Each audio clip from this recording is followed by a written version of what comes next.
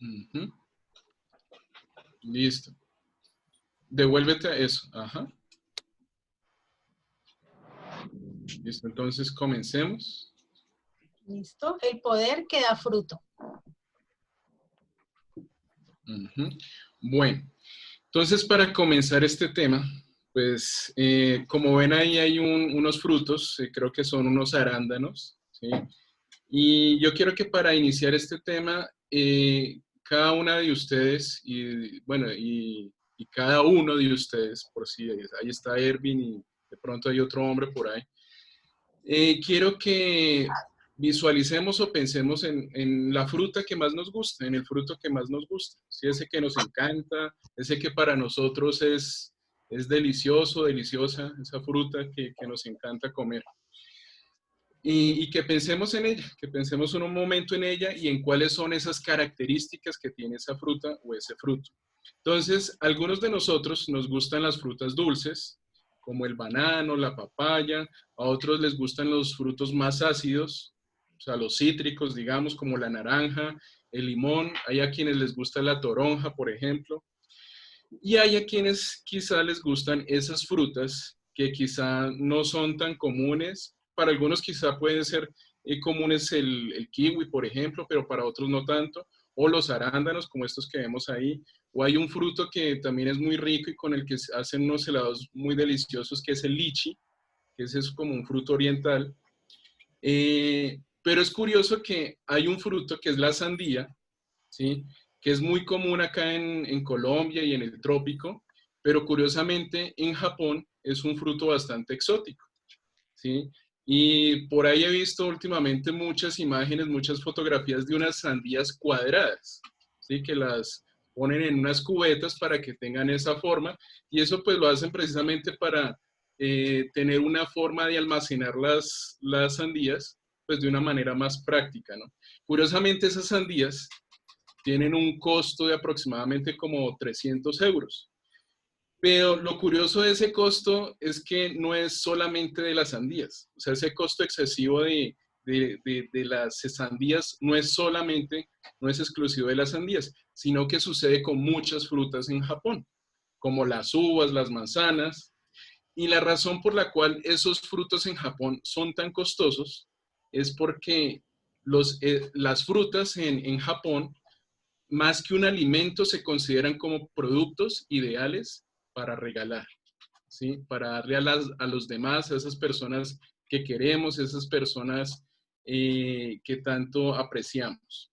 Entonces, son los frutos o las frutas, las utilizan para regalarlas a las personas más queridas. Son artículos de lujo, ¿sí? Y que por su naturaleza, por ser artículos de lujo, se encuentran en joyerías, curiosamente, ¿sí? Hay hasta melones, hay unos melones que creo se llaman los melones de Hokkaido, algo así, no estoy seguro si esa es la pronunciación, que pueden costar hasta 27.000 euros, ¿sí? Y se considera la fruta más costosa del planeta. Bueno, pues resulta que Dios nos ha dado un poder y ese poder nos da fruto, ese poder produce fruto en nosotros.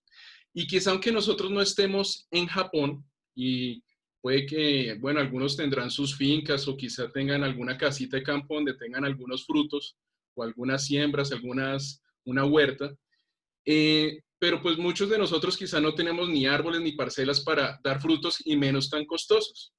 Pero Jesús sí nos ha dejado el gran poder de dar fruto, de que el Espíritu Santo en nosotros nos permita dar del mejor y del más excelso fruto, el fruto del Espíritu Santo. Entonces yo quiero que veamos la primera diapositiva, Gálatas 5, del 22 al 23. Dice, la clase de fruto que es el Espíritu Santo produce en nuestra vida es amor, gozo, alegría, paz, paciencia, benignidad, gentileza y amabilidad, bondad, fe, fidelidad, mansedumbre, humildad, templanza, control y dominio propio. Contra tales cosas no hay ley. Entonces, miremos cómo comienza este texto. Este texto es una combinación entre la Reina Valera, la Nueva Traducción Viviente y la Nueva Versión Internacional, para que lo tengan, lo puedan entender mucho mejor. Entonces, la clase de fruto, y es en singular, no son frutos, sino que es un fruto, ¿sí? La clase de fruto que el Espíritu Santo produce en nuestra vida es amor, gozo, paz, paciencia, benignidad, bondad, fe, mansedumbre, templanza y dominio propio. Perdón, templanza, que significa también control y dominio propio, y precisamente puse estas palabritas entre paréntesis para que vean otros sinónimos de estas palabras. Digamos, benignidad no es una palabra que utilicemos comúnmente, pero también significa gentileza y amabilidad. Igual que gozo, pues significa alegría o estar alegres.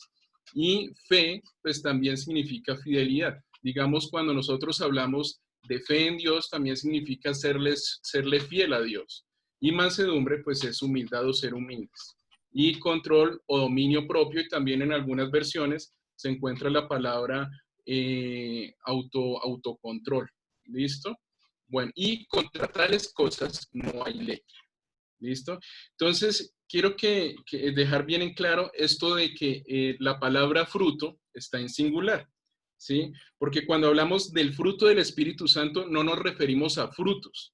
El apóstol Pablo deja muy en claro a través de este texto que nos referimos a una clase de fruto. Es singular, es uno solo.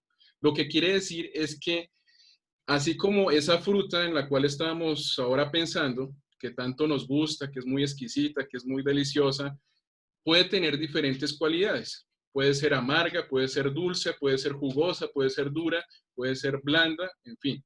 Todas esas son cualidades de una fruta.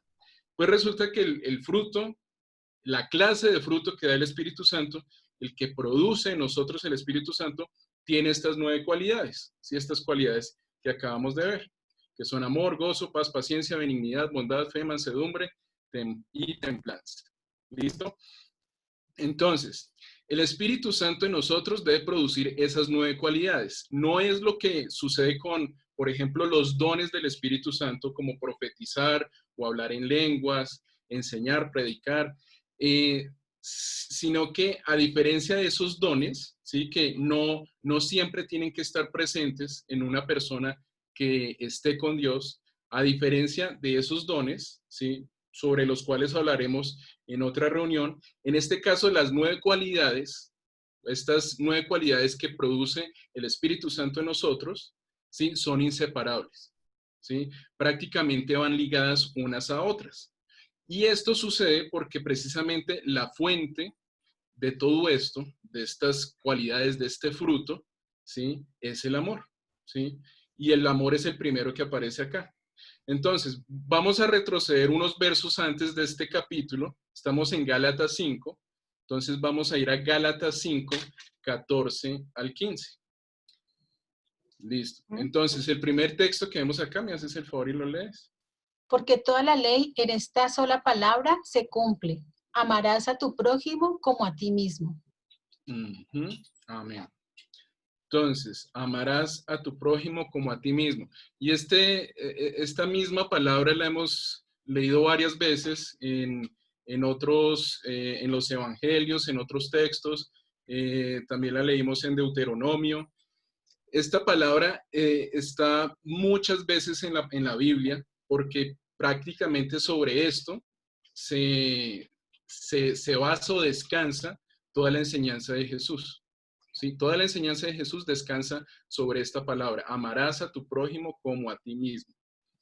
Entonces, en el versículo 15, que es el que está a continuación de este, ¿sí? Dice, pero si os mordéis y os coméis unos a otros, mirad que también no os consumáis unos a otros. Ahora, ustedes me van a preguntar, bueno, ¿y este de qué está hablando? Bueno, en la versión Dios habla hoy, que es la que, digamos, esta Reina Valera del 60, ¿sí? Eso es lo que está entre paréntesis. En la de Dios habla hoy, que normalmente aparece DHH, dice en el verso 14, cada uno debe amar a su prójimo como se ama a sí mismo. Y en el verso 15, o sea, lo mismo que yo les dije ahora, dice, les advierto que si se pelean y se hacen daño, terminarán por destruirse unos a otros. ¿sí? Entonces, lo que yo dije, si os mordéis y os coméis unos a otros, mirad que también no os consumáis unos a otros. Entonces, acá terminarán por destruirse unos a otros. Entonces, lo que aquí el apóstol Pablo nos está dando es una advertencia, ¿sí? Ojo con esas conductas que ustedes tienen. Ojo con esas conductas desamoradas, porque les advierto que si se pelean y se hacen daño, terminarán por destruirse unos a otros, ¿sí? O como él lo dice, os coméis unos a otros. ¿Listo? Bueno, entonces, continuando con el texto, antes de que el apóstol Pablo iniciara sobre su exposición sobre las 9 cualidades que produce el Espíritu Santo, él escribe en el verso 16, ¿sí? Si quieres lo lees. Digo pues, andad en el espíritu y no satisfagáis los deseos de la carne. Bueno, aquí hay una palabra muy importante y es andad, ¿sí? Se refiere a caminar con Dios, a obedecerle a Dios. Como lo hablamos en una reunión anterior, obedecer no es obedecer por obligación, sino obedecer por convicción, porque lo disfruto, porque me nace ese deseo de obedecerle a Dios. Y el texto termina diciendo, no satisfagáis los deseos de la carne, lo que en otra versión dice, así no desearán hacer lo malo. ¿Sí? En el versículo 17, ¿sí? Creo que esto también está en Dios habla hoy, o sea, lo que está antes del versículo que tenías ahí, dice, porque los malos deseos están en contra de lo que quiere el Espíritu de Dios, ¿sí? El Espíritu Santo. Y el Espíritu está en contra de los malos deseos, por lo tanto, ustedes no pueden hacer lo que se les antoje, ¿sí? No satisfagáis los deseos de la carne, lo que quiere decir también, ustedes no pueden hacer lo que se les antoje. Ahora, cuando Pablo escribió esta carta a los Gálatas, porque esta carta fue dirigida a una comunidad, a una iglesia, los estaba exhortando, ¿sí? Porque andaban en malas andanzas, andaban como en libertinaje, digámoslo así. Entonces, en el capítulo 3 de este mismo libro, Pablo les dice a ellos, Gálatas insensatos. O sea, ya imaginémonos cómo era la, el, la calidad o la tenacidad con la cual iba dirigida esta carta. Si era, tenía una cierta fuerza en lo que él les estaba diciendo. Porque no andaban en obediencia, no estaban caminando con Dios, sino que andaban en malas conductas. Como lo decíamos antes, esa palabra andad tiene una connotación muy fuerte. Andad es caminar con Dios. Cuando se refiere a andad en el Espíritu, es caminar con Dios, a obedecerle a Dios. Pero ellos estaban haciendo todo lo contrario. Si ustedes quieren tener un mayor conocimiento, un mayor entendimiento de lo que sucedió con los Gálatas y de lo que les estaba diciendo Pablo a los Gálatas, pueden mirar lo que está después de este texto, a partir del versículo 19 hasta el 21. ¿Sí? Vamos ahorita a ver el versículo 18. Pero si obedecen al Espíritu de Dios, ya no están obligados a obedecer la ley. Pero si obedecen al Espíritu de Dios, ya no están obligados a obedecer la ley. Listo. Entonces, como veíamos en el texto donde aparecen las cualidades del fruto, contra tales cosas no hay ley. ¿Sí? Entonces, así como Pablo dice, ya no están obligados a obedecer la ley, si ustedes tienen estas cualidades del Espíritu Santo, estas cualidades de esta clase de fruto, ¿sí? Que produce el Espíritu Santo en ustedes, ya no están obligados a obedecer la ley. Contra tales cosas no hay ley. ¿Sí? Y entonces, para que ya entremos a la materia, al tema como tal del cual vamos a hablar hoy, hoy vamos a hablar del amor específicamente, que es una de las cualidades de este fruto. ¿Listo? Para que entremos en materia precisamente. Entonces, amor, vamos a ver el siguiente, eso. Entonces, la primera cualidad que vemos ahí en ese texto y sigamos a la siguiente diapositiva, amor. ¿No leo esta? Este igual ya lo leímos, si quieres sigue a la siguiente. Sí.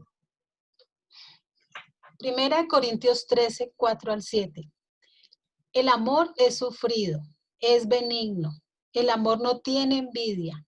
El amor no es jactancioso, no se envanece, no hace nada indebido, no busca lo suyo, no se irrita, no guarda rencor, no se goza de la injusticia, mas se goza de la verdad. Todo lo sufre,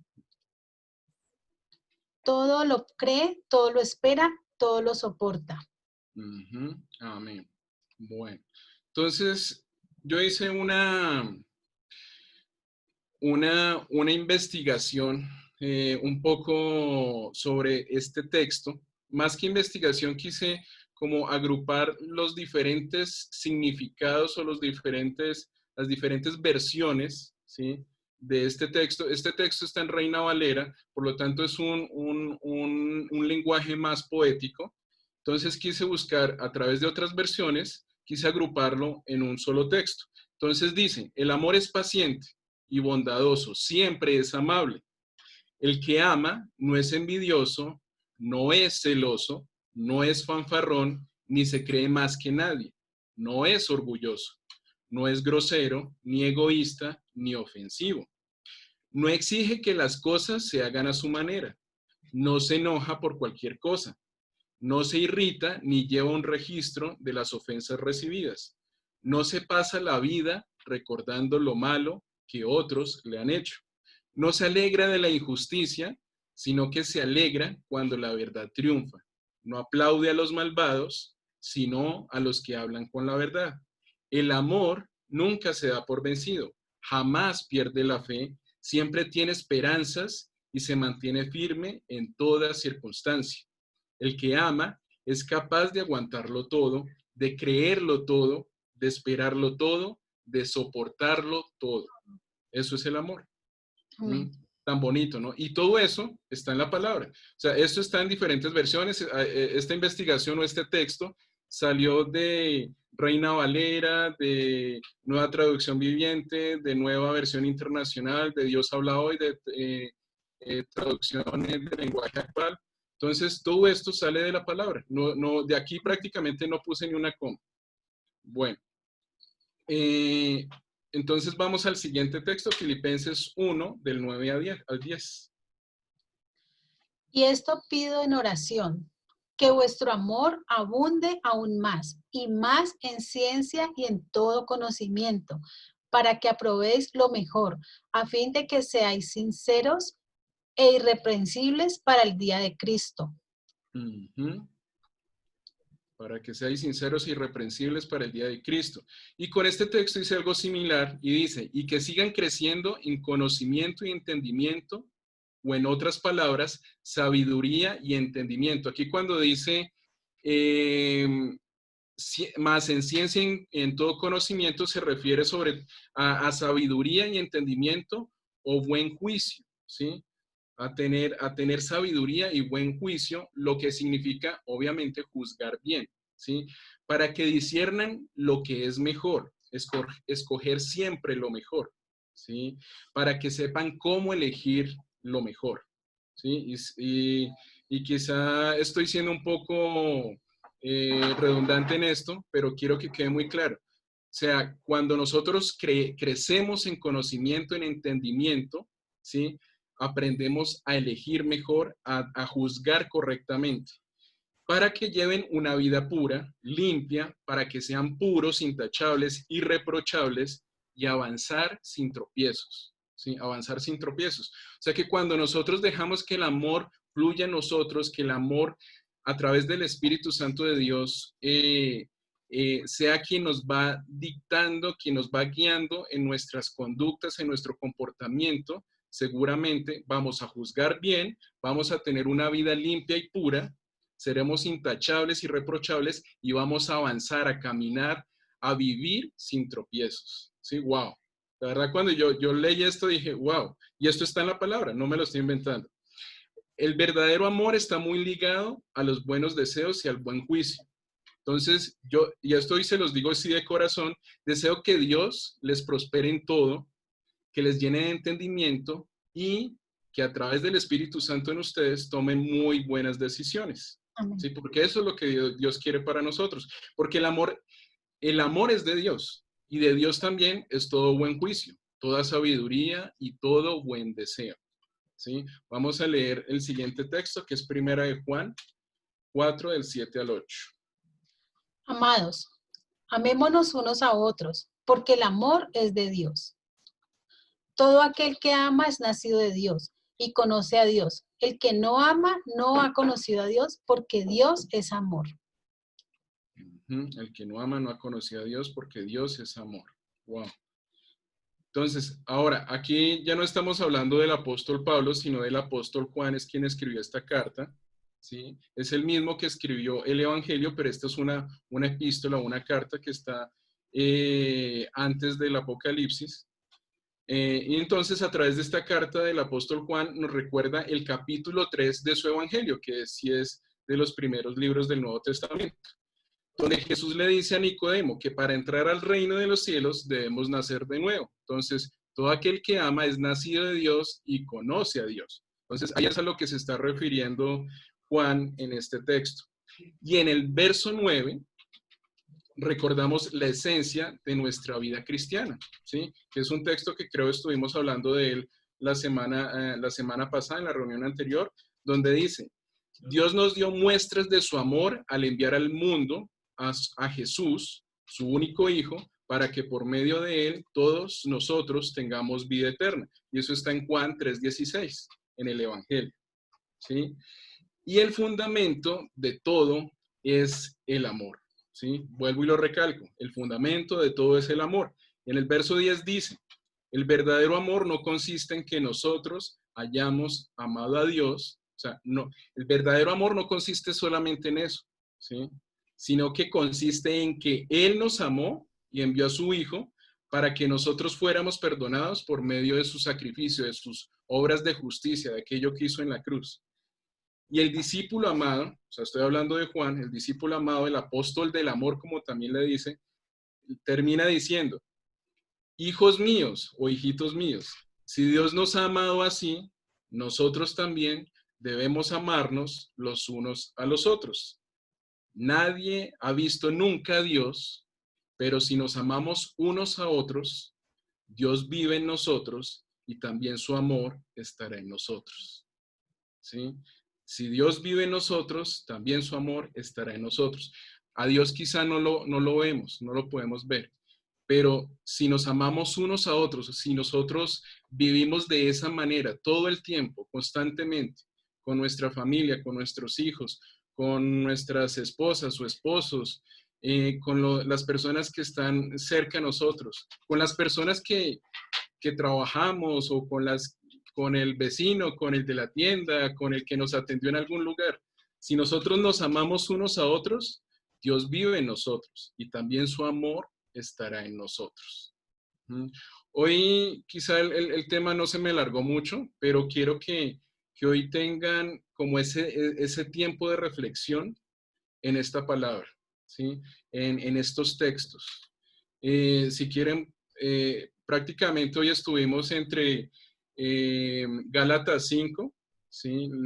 De los versos 22 al 23, pero si pueden leer todo el capítulo 5 de Gálatas, es un capítulo muy bonito, también es muy exhorta, también corrige, pero es un capítulo que también nos lleva a reflexionar, ¿sí? Y asimismo, Primera de Corintios 13, ¿sí? Ojalá también puedan leerlo, Primera de Corintios 13, porque nos habla sobre el amor, ¿sí?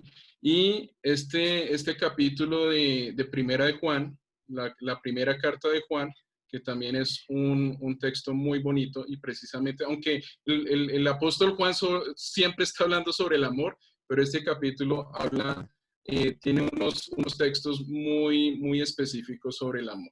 Entonces hoy quise compartirles sobre esta primera cualidad de lo que el Espíritu Santo de Dios produce en nosotros y posteriormente durante las siguientes reuniones vamos a seguir desarrollando las siguientes 8 cualidades que nos faltarían.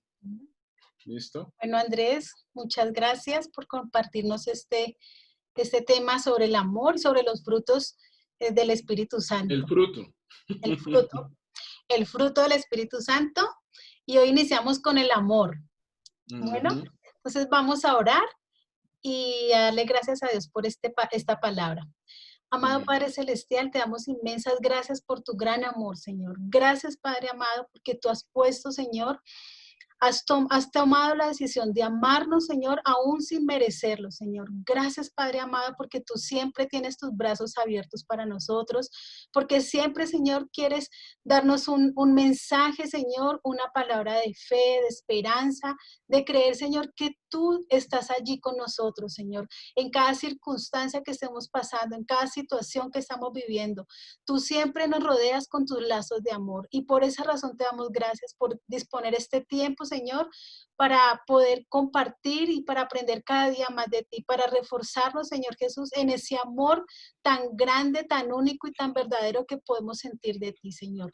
Gracias, Padre, por cada una de las personas que están aquí reunidas, Señor. Hoy te pido que seas tú bendiciéndolas, guardándolas y protegiendo cada vida, Señor, cada familia, Señor. Te pedimos que nos abraces, Señor, con tus lazos de amor, que nos cubras con tu preciosa sangre. En el nombre de Cristo Jesús. Amén y amén. ¿Listo?